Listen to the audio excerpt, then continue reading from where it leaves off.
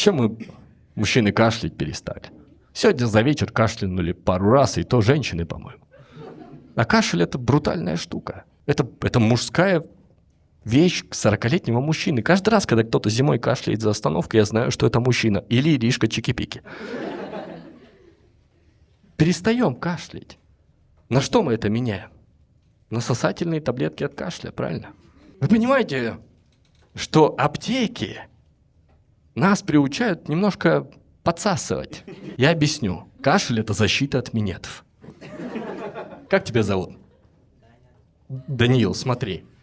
Представь женщину с туберкулезом. Ты бы предложил ей сделать тебе минет?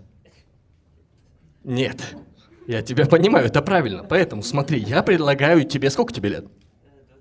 23, у тебя еще вся жизнь впереди. В следующий раз, когда ты будешь в такси или в общественном транспорте, всегда кашляй. Если тебе подойдет и кто-то сделает замечание, скажи: зато я не сосу хуй. Вот так. Это очень важно. Даня сейчас сидит такой: Понял.